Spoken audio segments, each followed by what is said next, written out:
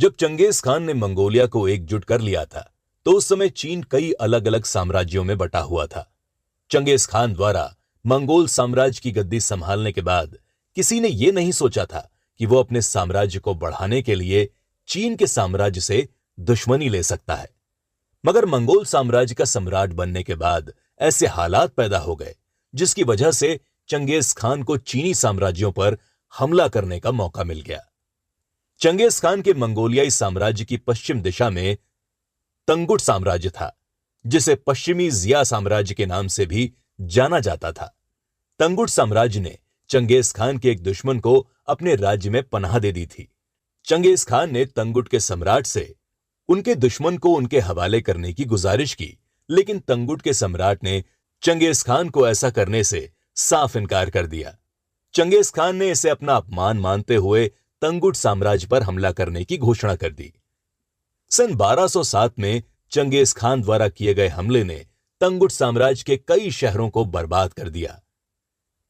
तंगुट साम्राज्य पर हमले के दौरान चंगेज खान को कई नई चीजें सीखने को मिली। तंगुट साम्राज्य पर चंगेज खान का आक्रमण ऐसा पहला आक्रमण था जिसमें मंगोलिया की मैदानी फौज गोबी रेगिस्तान को पार करके दूसरी ओर गई थी। तंगुट साम्राज्य में पहुंचने पर चंगेज खान ने देखा कि उनके शहरों की किलेबंदी बहुत अच्छे ढंग से की गई थी।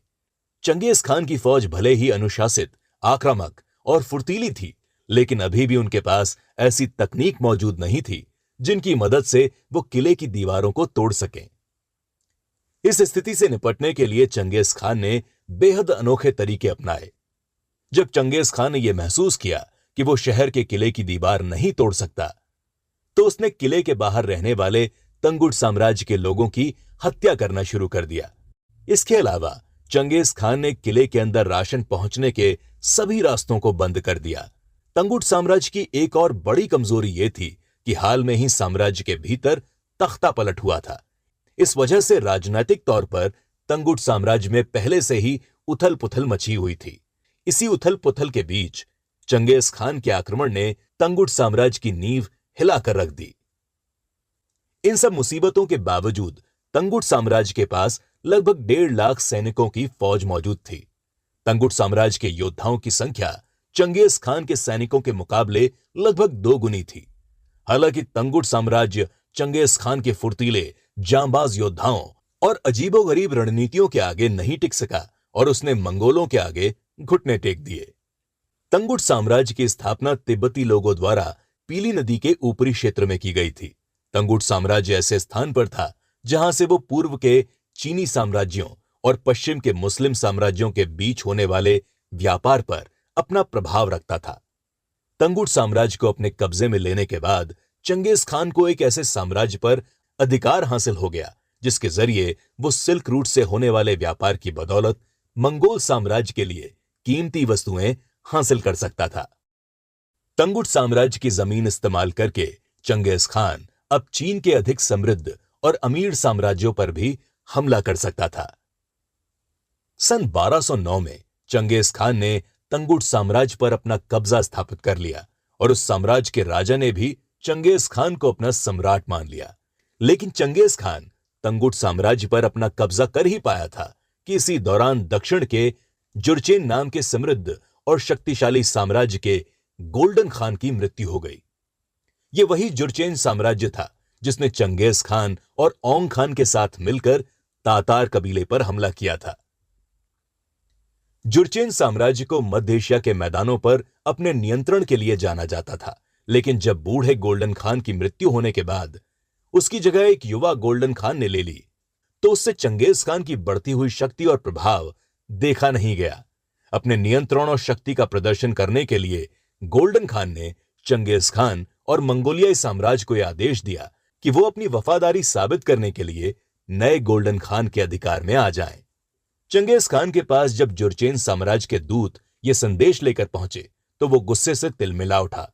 उसने उन दूतों को यह कहकर वापस भेज दिया कि चंगेज खान और मंगोल साम्राज्य किसी के भी अधीन नहीं रह सकते।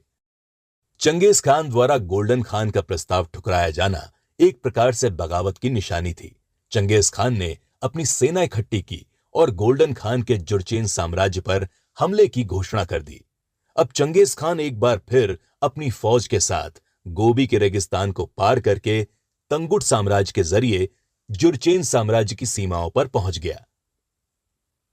13वीं शताब्दी की शुरुआत में जुरचेन साम्राज्य चीन का दूसरा सबसे बड़ा साम्राज्य था, जिसमें करीब 50 लाख लोगों की आबादी रहती थी।